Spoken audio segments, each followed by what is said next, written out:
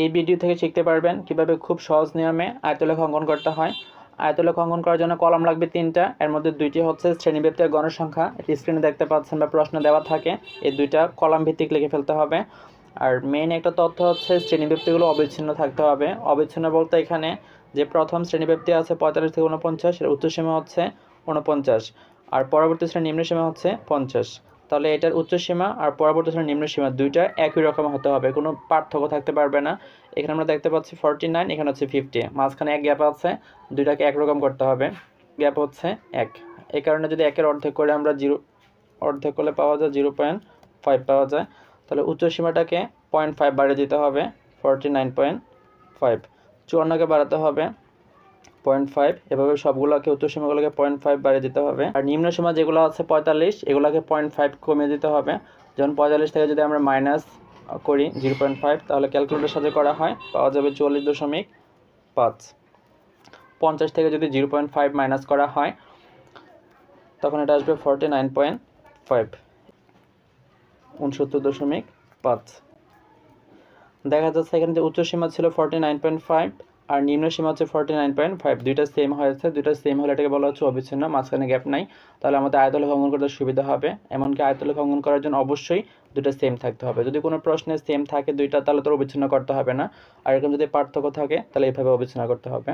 এটা হচ্ছে normally board পরীক্ষায় এসে থাকে। এটা অন্যভাবেও থাকতে পারে। যদি কোনো শ্রেণীব্যাপ্তি এরকম থাকে 40 থেকে 50, তারপর থাকে এখানে 52 থেকে 64 থাকে, আচ্ছা ঊর্ধ্বসীমা হচ্ছে 50 আর নিম্নসীমা হচ্ছে 52, পার্থক্য হচ্ছে এখানে 2। তাহলে 2 এর অর্ধেক যদি আমরা করি 1, তাহলে উচ্চসীমাগুলোকে 1 বাড়াতে হবে, নিম্নসীমাগুলোকে 1 কমাতে হবে। যেমন 50কে যদি আমরা 1 বাড়াই এটা হয়ে যাবে 51, আর 64কে 1 বাড়ালে এটা হয়ে যাবে 65। আর নিম্নসীমা যেগুলো ছোট আছে সেগুলোকে আরও ছোট করতে হয়, আর উচ্চসীমা যেগুলো বড় আছে সেগুলোকে আরও বড় করতে হয়। তাহলে এখানে 40 থেকে 1 বিয়োগ হলে এটা 39, আর 52 থেকে 1 বিয়োগ হলে এটা 51।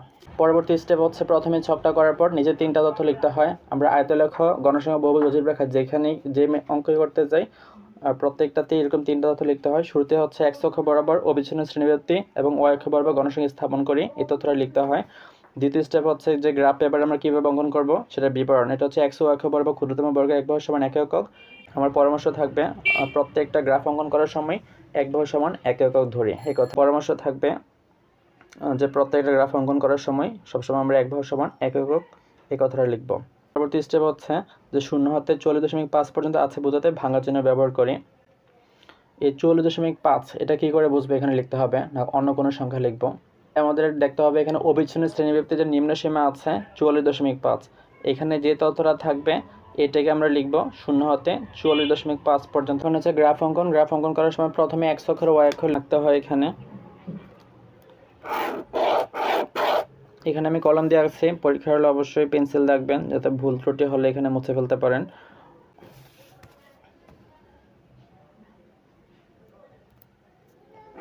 এটাকে বলবো x অক্ষ, এটা হচ্ছে x প্রাইম, নিচেরটা হচ্ছে y প্রাইম, আর এটা হচ্ছে y অক্ষ।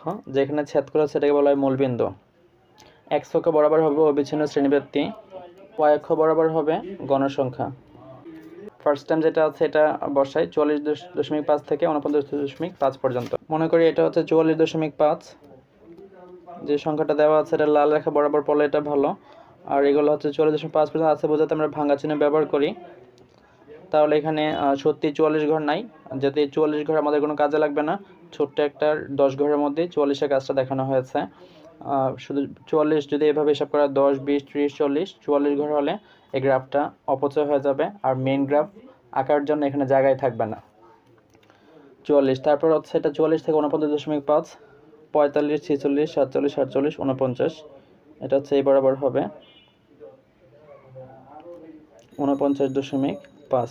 তারপর হচ্ছে 49.5 থেকে 54.5 পর্যন্ত 50, 51, 52, 53, 54, এটা হচ্ছে 54.5। এভাবে প্রত্যেকটা লিখতে হবে 2.5। y অক্ষ বরাবর গণসংখ্যা দেখতে পাচ্ছি সর্বোচ্চ গণসংখ্যা 20 পর্যন্ত আছে এখানে। তাহলে এটা হচ্ছে 1 থেকে শুরু করে 10 এখানে হবে, আর 20 হচ্ছে এ বরাবর।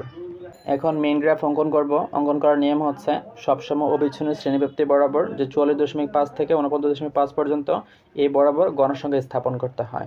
এটা হচ্ছে আয়তলেখ অঙ্কন করার মেইন জিনিস। 44.5 বরাবর হবে 4 ঘর, 1, 2, 3, 4 ঘর। আবার 49, তার বরাবর হবে 4, 1 2 3 4।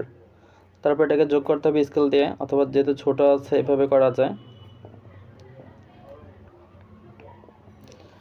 একটু বাঁকা করে দিতে হবে এটাকে, এভাবে বাঁকা করলে এটা চোখে পড়বে। তাহলে এটার উচ্চতা হচ্ছে 4 গড়। পরবর্তী শ্রেণীব্যাপ্তি হচ্ছে 49.5 থেকে 54.5, এ বরাবর হচ্ছে 8 গড়। তাহলে 49 বরাবর আমরা 8 বসাবো, 54.5 বরাবর 8 বসাবো। 49 বরাবর হবে 8 গড়, 5 4 5 6 7 8 এখানে। তারপর হচ্ছে 54 বরাবর 8 হবে। এটাকে স্কেল দিয়ে যোগ করা যায়।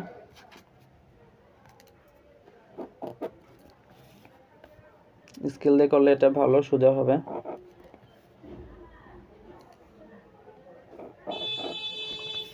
এখানে যেহেতু রেখা দাগটা এইভাবে দিয়েছি, পরবর্তীতে এটা উল্টা বাঁকাভাবে দিলে ভালো, এটা গ্রাফটা চোখে পড়বে।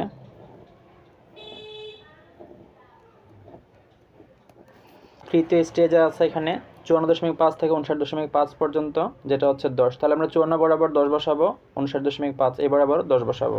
54 বরাবর 10 হবে, এখানে 10 আছে। তারপর 59 বরাবর 10 হবে।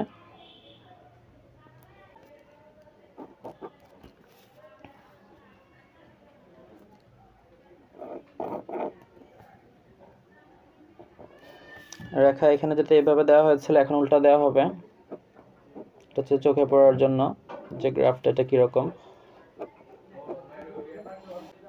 59 থেকে 64 এখানে আছে 20, তাহলে 59 আর 64 দুই বরাবর আমরা 20 বসাবো। 59 বরাবর হবে 20, আর 64 বরাবর এখানে 20 হবে। প্রত্যেকটা সিস্টেম একই রকম, দুই একটা বুঝলে পরেরগুলা আর বোঝার তেমন কিছু থাকে না, এখানে সবগুলো সেম নিয়ম।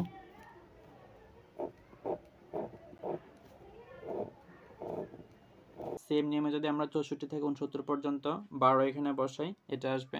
তার পরবর্তী স্টেপ ছিল 69 থেকে 74 পর্যন্ত 6, তাহলে এখানে 1 2 3 4 6 যদি বসানো হয় যোগ করলেই আয়তলেখা পাওয়া যায়। আয়তলেখার সুবিধা হচ্ছে যে দেখতে এটা খুব আকর্ষণীয় মনে হয়, অথবা যারা পড়ালেখা জানে না ওরা ওই তথ্য দেখে মোটামুটি বুঝতে পারে যে এখানে সর্বোচ্চ একটা লেখা দেখা যাচ্ছে যে ক্রিকেট খেলায় এই ধরনের আয়তলেখা প্রদর্শন হয়। যদি এখানে ওভার প্রকাশ করে এই ওভারের মধ্যে সবচেয়ে বেশি উইকেট সংগ্রহ হয়েছে, অথবা যদি রান প্রকাশ করে এই একটা ওভারের মধ্যে অনেক বেশি রান হয়েছে, আর এখানে এই ওভারের মধ্যে কম রান এসেছে, এটা বোঝা যায়। এই হচ্ছে সুবিধা।